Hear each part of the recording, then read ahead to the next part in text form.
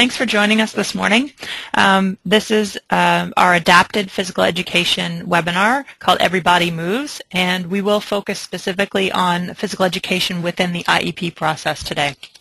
My name is Lindsay Simpson. Before I do a more thorough introduction, we've asked folks to type in their role into the question box so that we can understand who is participating. So we'll thank you for doing that. And we also know that some of you will be watching the archive version, so thanks to those of you who are participating that way. Like I said, my name is Lindsay. I am the physical education specialist at the Vermont Agency of Education. I've been in this role for about 8 years now, and took up a real focus on this piece of physical education last year. So I'll talk to you later in the presentation about what we've done in terms of providing resources and supports. But I'll just ask you to think about an individual that you know in your life who has some special needs, and recall that one child as you think about the other content so we can sort of contextualize this a little bit. I've shown a picture here of my friend Graham. He's 4 years old. Graham is a super active young man. He really loves to ski and especially bike with his parents. He has a trailer bike behind his dad's bike where he gets to pedal. So he's working on some movement in his legs. And I think about Graham as a young student and what his physical education program will look like throughout his life. I'm going to pass the headset over to my colleague Laura, who is joining us as the specialist in special education. Hi, I'm Laura Baker, an educational consultant for the Agency of Education with a specialty in learning disabilities. I've been with the agency for 2 years and came from the field where I was a special educator and a literacy teacher for close to 30 years. Physical education is close to my heart because I've always believed that to have a healthy mind, you need to have a healthy body. So welcome to our webinar today, and I'll pass this back to Lindsay to talk about our agenda.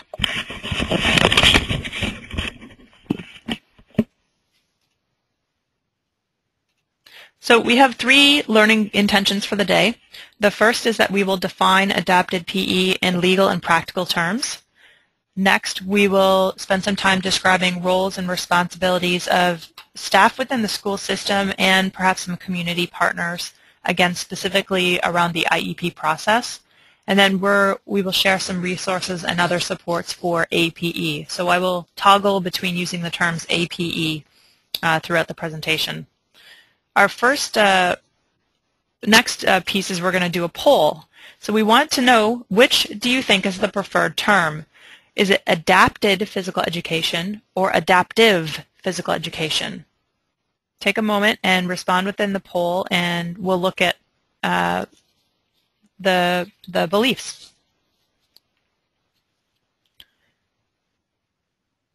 We'll give you a few more minutes to do that. Thanks for participating. So the poll here indicates that about 30% of you think that A is the preferred term, and the majority, 70% of you, think that adaptive physical education is the preferred term. So it's actually A is the preferred term, and we'll see adapted physical education specifically in federal language. We put this in here because we want to call attention, not necessarily to be so specific about semantics, but we hope that the term adapted physical education causes you to really think about how the content in physical education is adapted to meet the child's needs, versus we tend to use the word adaptive when we reference behavior, so behaviors that are adaptive for certain situations or other reasons.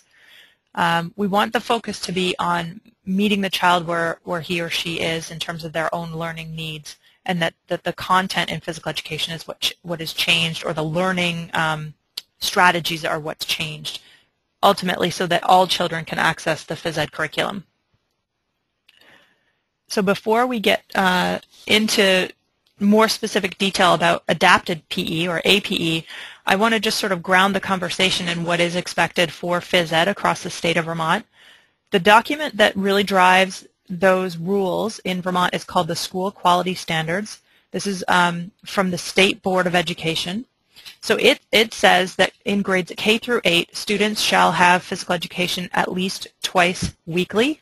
You'll see here that it doesn't actually have a time provision, and that is correct. There is no time provision noted in this document. I'll get to the norms in just a moment.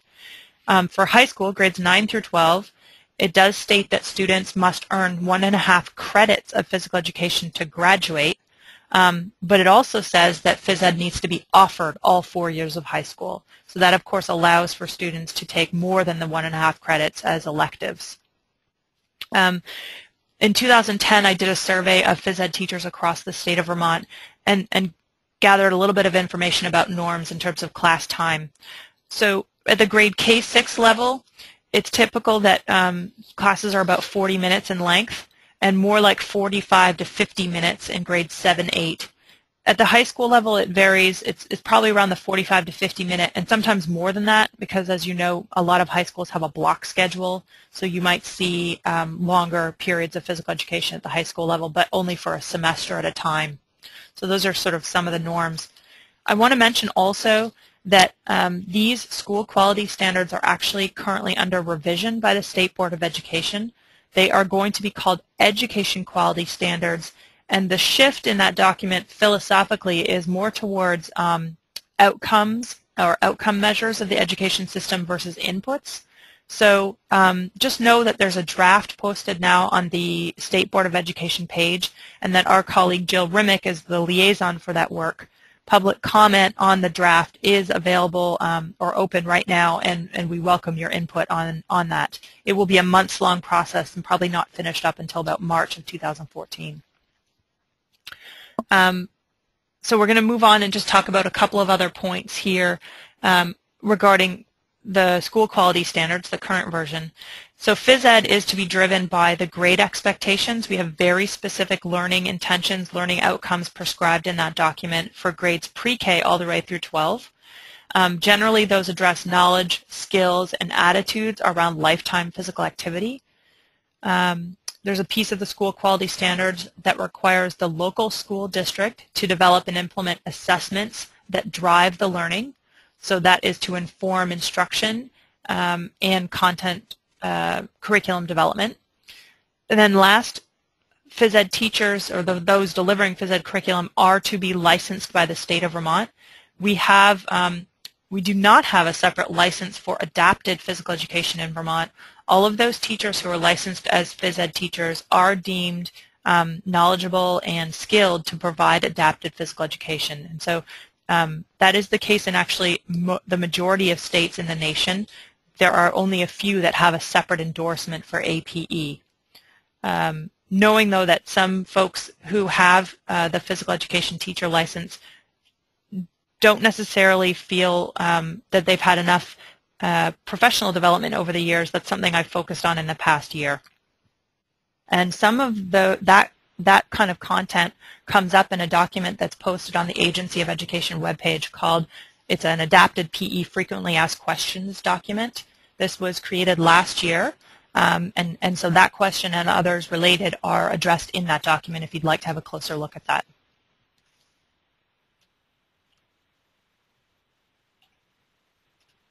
So in terms of best practices, the content in phys ed really should look at these kinds of things. So we're looking at early development of motor and sport skills.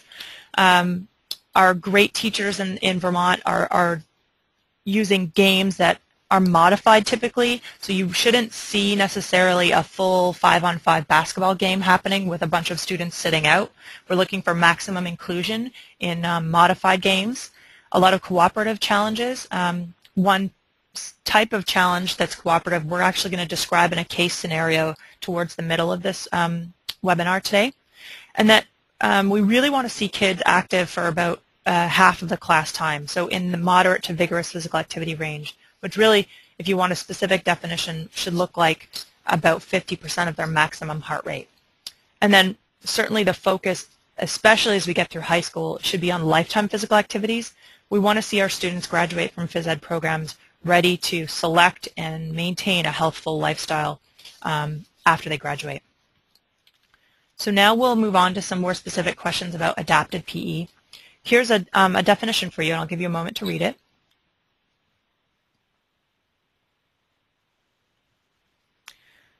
Really, the bottom line here is that all students are to be provided access, equal access to the content in physical education. So a quality APE program is built from the strengths and abilities of all of the students, not from the perspective of disability. So for some, this may cause a bit of a paradigm shift. We want to think about APE as a menu of services, not a separate class. So in some schools, there has been a regular practice to hold a specific time block for an APE class, but that really isn't necessarily best practice. It should be the students' needs that drive the menu of services that are arranged to accommodate those students' access to the curriculum. So APE could look like a lot of things. I want to also say, I see that we have an occupational therapist on here, we have a PT. The folks providing those services, those are still related services. Those are not to supplant physical education, but we do have wonderful partnerships with our PE teachers in schools who are able to work with those other related service providers to understand better the therapeutic goals that students are working towards, which can work in conjunction with the actual learning goals that the physical educator is addressing through their content. Okay, so I'm going to pass the headset over to my colleague Laura, and she's going to talk a little bit more about the legal pieces here. Hello, Hello again. So the federal law addresses students with disabilities in something called IDEA, which is the Individuals with Disability Act. And it talks about the minimal components of a quality program. So you can read through those, but pay particular attention under C, where it says it includes special physical education, adapted physical education, movement education, and motor development. Physical education is specified in IDEA in 2004, and it says that the state must ensure that the public agencies in the state comply with the following guidelines. Excuse me. So physical education services specially designed must be made available to every child with a disability receiving FAPE, and FAPE stands for Free and Appropriate Public Education. And that is unless the public agency enrolls children without disabilities and does not provide physical education to children without disabilities in the same grade. The message here I want you to understand is that if there are concerns about a child and a child is on an IEP, that the physical education teacher needs to be part of that IEP team. You are the content expert, and you will help decide what those goals and objectives are for that student.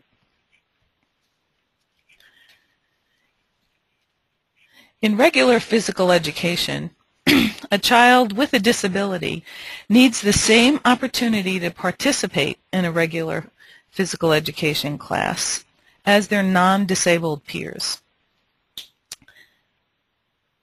If the child is enrolled in a full-time separate facility, then the child needs specially designed physical education that needs to be prescribed in the IEP. If it's in the IEP, then it needs to be completed.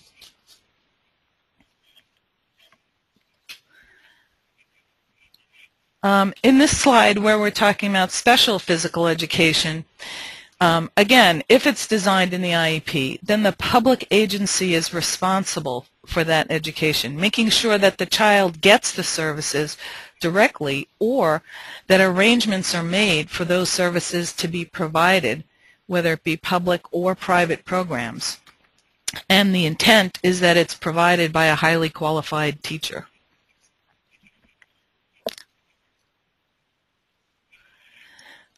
Where there are education in separate facilities, The LEA, or the local education agency, is responsible for the education of a child with a disability, and again must excuse me, make sure that these services are appropriate in physical education and that they comply with the IEP.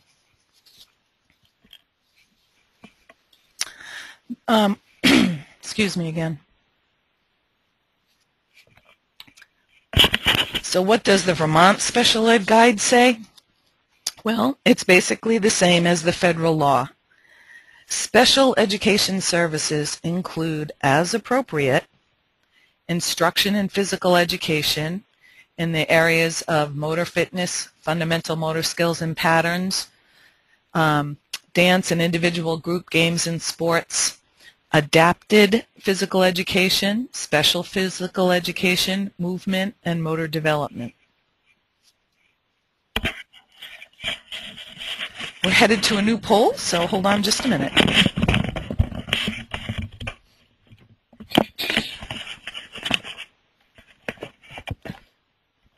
Okay, so we just wanted to do a little bit of a check-in here. Wanted to see whether or not this information was new to you, and maybe we ought to be a little bit more specific. The new part we're wondering about is the law, the federal law.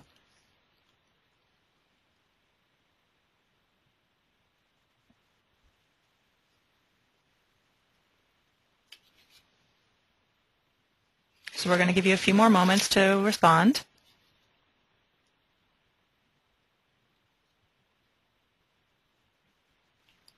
Okay, so again, it looks about like a 30 to 70% split. So 32% of you said yes, this was new information, and 68% said no. Noting that there are a couple of OTs and special education professionals on here, that actually doesn't surprise me too much. So the next question is whether or not you've actually sat in with an IEP team that included APE, or Adapted Physical Education Goals, in that document for that child. Again, yes or no. Have you participated in that process?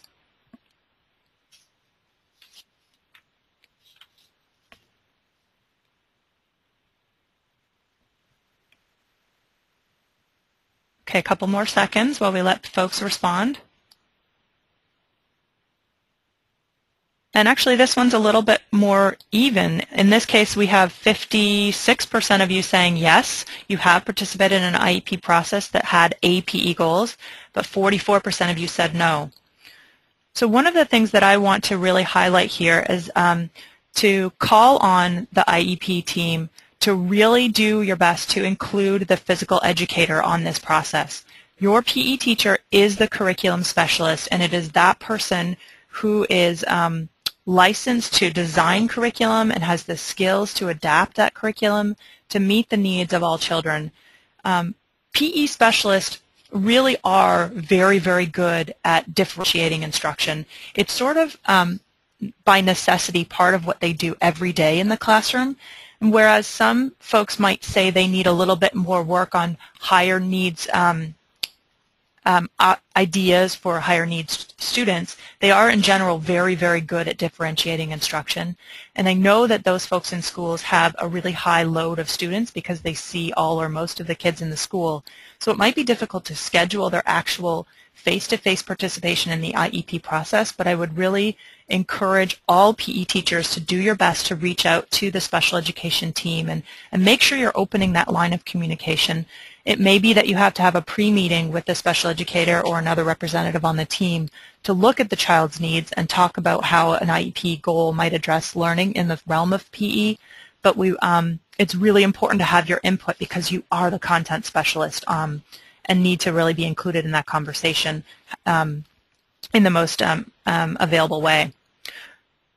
So I'm going to move ahead now, and we're going to look at APE in a little bit more detail. So I put together this graphic to sort of communicate the idea that adapted physical education services should be on a sort of a continuum of inclusion.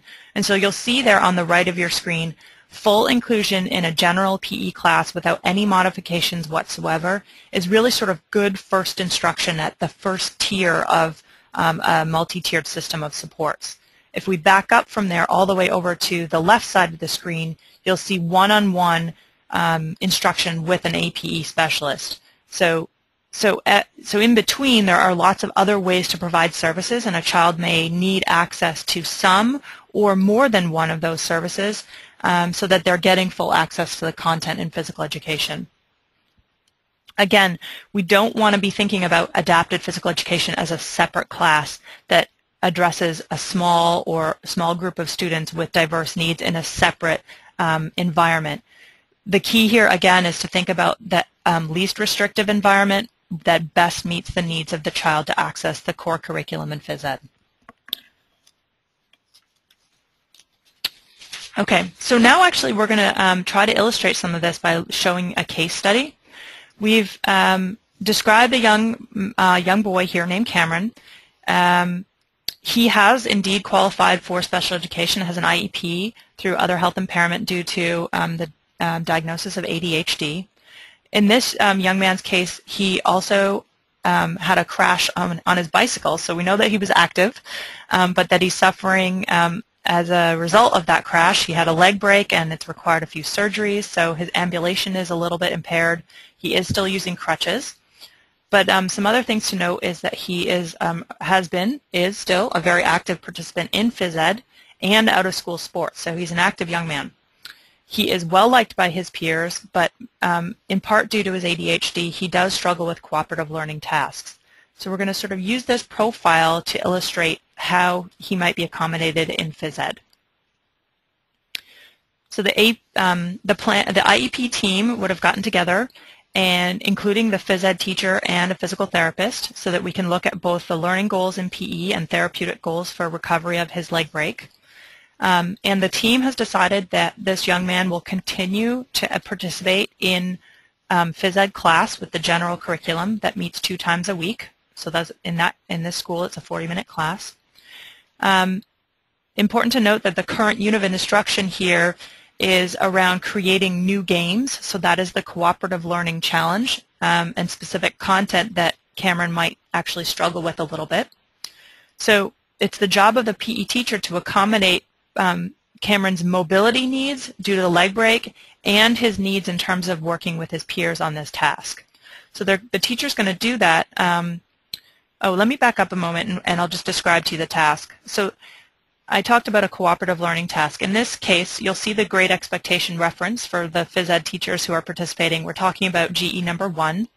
So this is about creating a unique game. And the task might describe something like, in groups of 3 to 4, students would create a unique game using, let's say, 3 manipulatives, 2 locomotor skills, and 2 sport skills. So the task is to create that game and then teach it to their peers. You'll see here then from this plan that Cameron is getting PE as often as his peers, and his therapeutic goals are being addressed outside with other access to PT. So that session would happen 1 time a week within the school day, and then follow-up exercises, and this is where the parent has a nice role to play to help reinforce some of that therapeutic advancement outside of school. So we're certainly working on strength and coordination to improve the ambulation, and then that PE teacher, the physical therapist will communicate with the PE teacher to help make sure that we select ways within that game context in the content for Cameron to really fully participate. So for example, we might suggest that Cameron work on galloping rather than running or walking, because that can hopefully accommodate his challenges due to mobility with the leg. The other thing that the PE teacher would hopefully do is help to facilitate the communication with his peers during this planning process of participating in a game. So lots of ways to kind of wrap around these needs in the classroom. We're going to switch now to to look at the different roles that folks on the IEP team might play. So we've emphasized this a number of times. The PE teacher is that content, that curriculum specialist. They're the one who is responsible for designing instruction, providing universal assessment for all students, hopefully early identification of students who might have delayed motor development, They can provide a referral to the special education team, and they can also participate in individual evaluation as part of the IEP process. So really heavy role here on the PE teacher. But of course this is a team approach, so the special educator is the one who can really guide that process of the IEP development. They'll help select other appropriate evaluation instruments because we want to look at more than one source of data for identifying a student. And the special educator is really a great resource around program design, certainly within the context of the content for phys ed, but can help adapt or design accommodations for the PE class.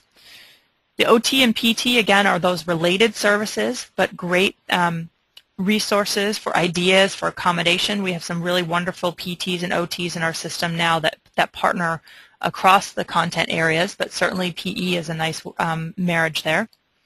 Paraeducators, I know in one school in Vermont we have one paraeducator who's actually solely devoted to physical education, which is a unique partnership because that person knows the content and the instructional strategies very well.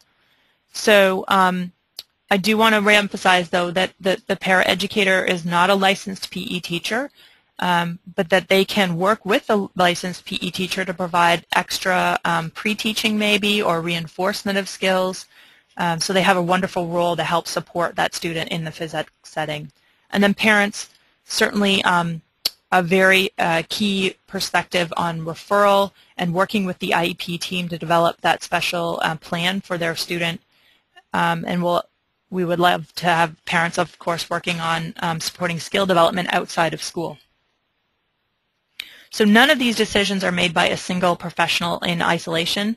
They are all working together to do this. I've mentioned a few times that the phys ed teacher is licensed to provide adapted physical education services. For those of you who have a special interest in this area, I would encourage you to look at the Adapted Physical Education National Standards website. There's a whole national certification program, and I'm actually specifically seeking folks in Vermont who have either earned that status or are interested in earning it. It's something that I'd like to do more to support in the state. We're going to pause here for a second. Okay. Thanks for those of you who are putting in questions. We are going to get to those very shortly here. So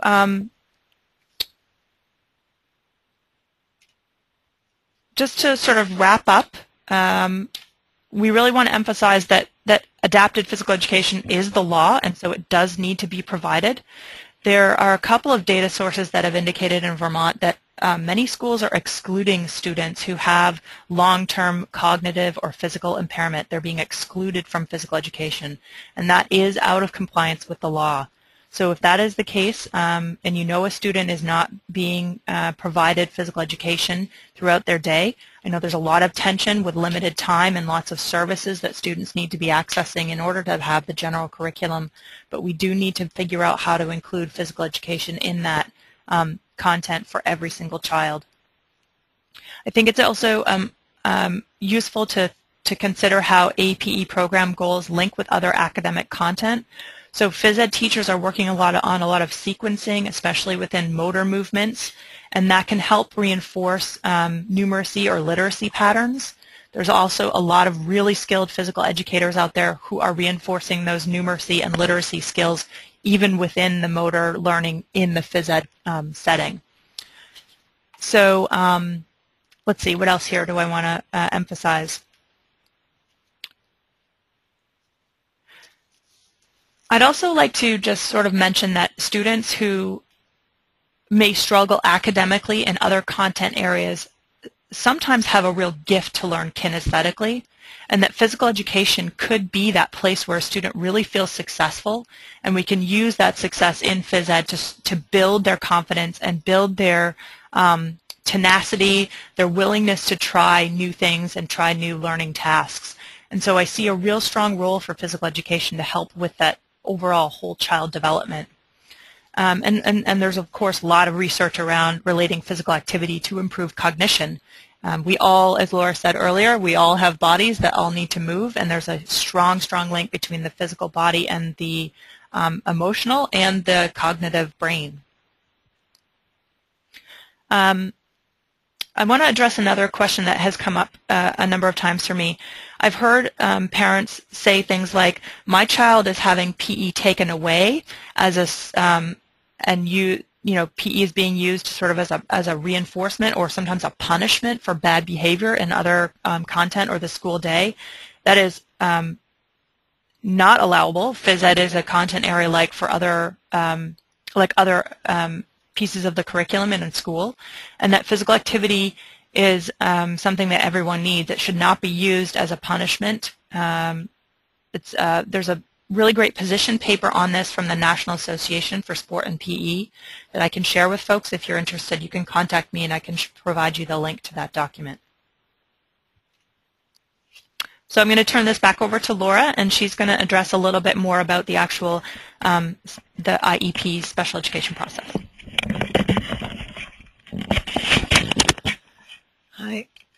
I think people are sometimes confused about how do students get services. In Vermont, we have a special education eligibility process. In this process, a parent, a teacher, a concerned person can bring a student's concerns to an EST, an educational support team or behavioral support team, where the team decides, and the PE teacher is certainly a part of this, can decide that a student is in need of further evaluation.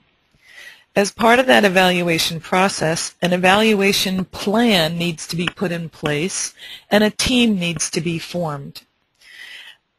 As part of this team, you would ask questions regarding a suspected disability for a student.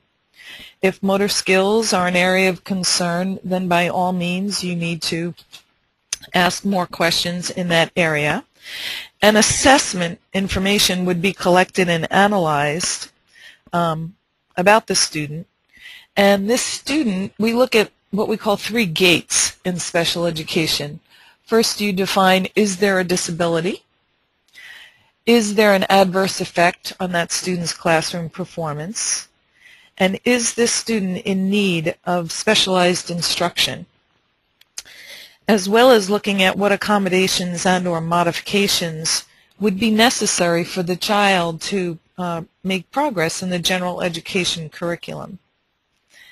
If after that student passes through those 3 gates and you're answering yes to those questions, then we say that the student is eligible for special education services, and an IEP team, an individual education program, would be designed for that student. As part of that team, you would be responsible for setting goals and objectives for the year for that child, and providing instruction possibly and marking their progress. If you have more questions about that, please write them in the chat box and we'll answer those for you.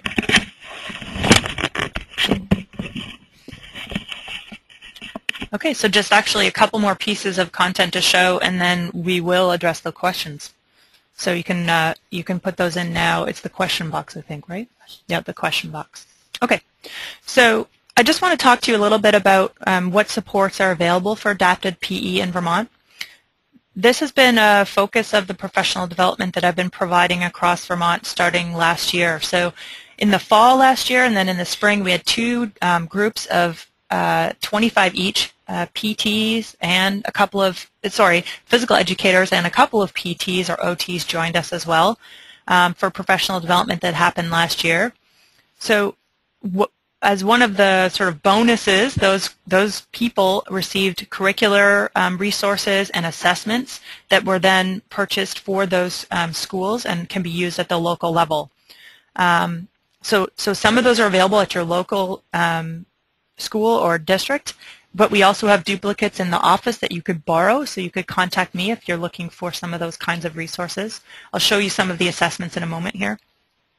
And then long term, I mentioned this a moment ago, one of my goals is to develop a cadre across Vermont of APE specialists. So they would have to be folks who are licensed in Phys Ed in Vermont, and then ultimately I would love to have that group all be have earned the additional credential of the Adapted Physical Education National Standards, the APENS certification.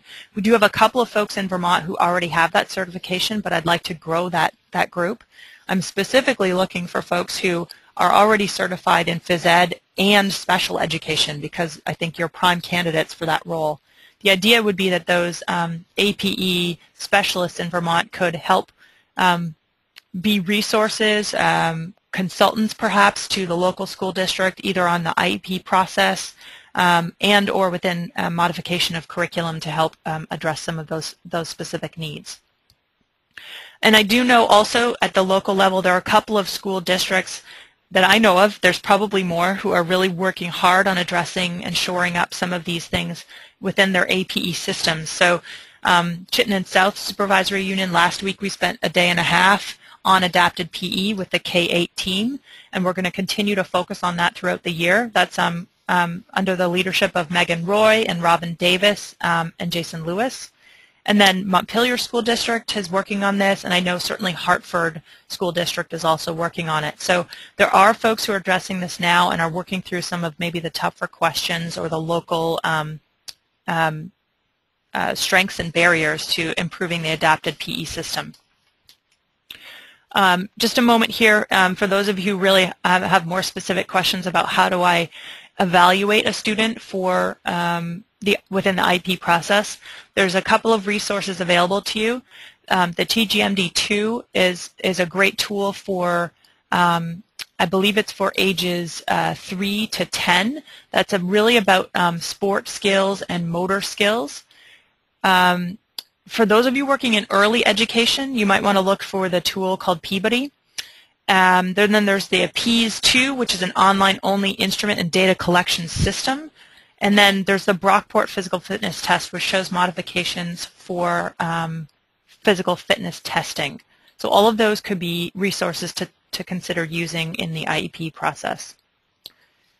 This next slide will show you a couple of resources that you can look at online. So there's the APENS one, second down. Moving to the top of the screen, PE Central has a specific page devoted to adapted physical education.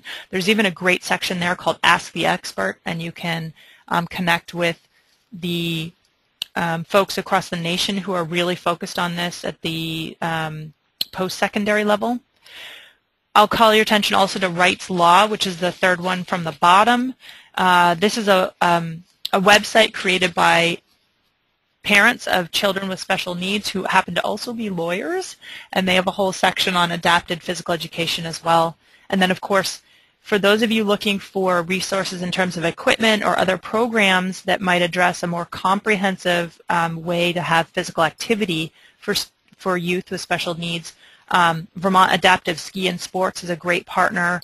Special Olympics Vermont also a great partner, and maybe those programs are already in your own schools. Okay, so I think we're going to move now to questions.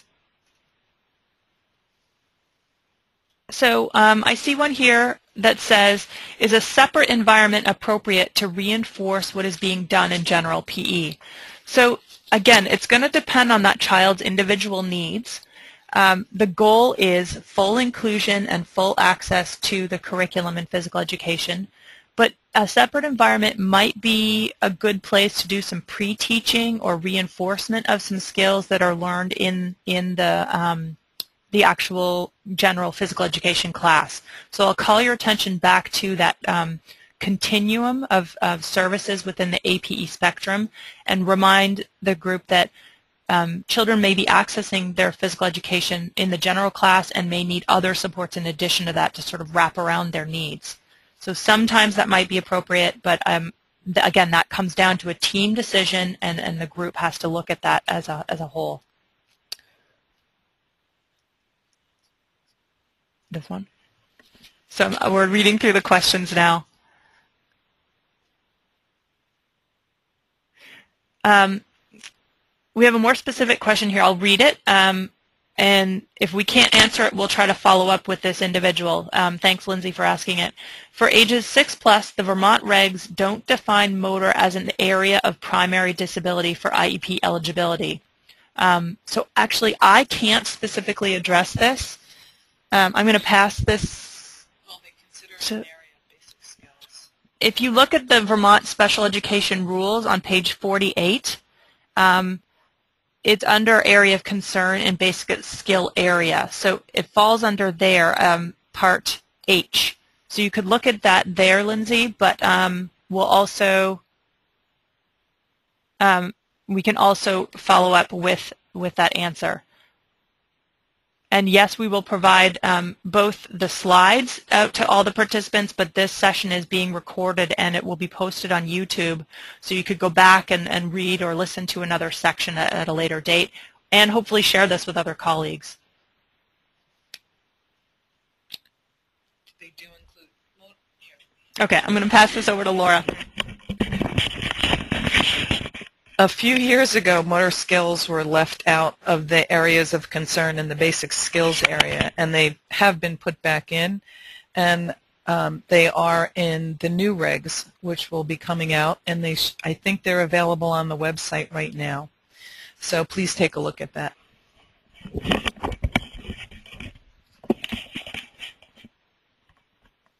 Okay, thanks, Liz, for your cues here. We'll take a look at those other documents and try to provide some, we have the email list of all the participants, so we can provide those responses via email. I don't see any other questions at this point, so I think we're going to wrap up. Thank you for joining us. The webinar will be archived, as I just said, and posted on the Vermont Family Network's website, along with other previously recorded webinars. You can find them at vermontfamilynetwork.org, and we will also be able to follow up via email for those of you who joined us today, and maybe if you signed up and weren't able to participate, we'll get this out to you as well. Thanks so much, everyone, and we really appreciate your time today.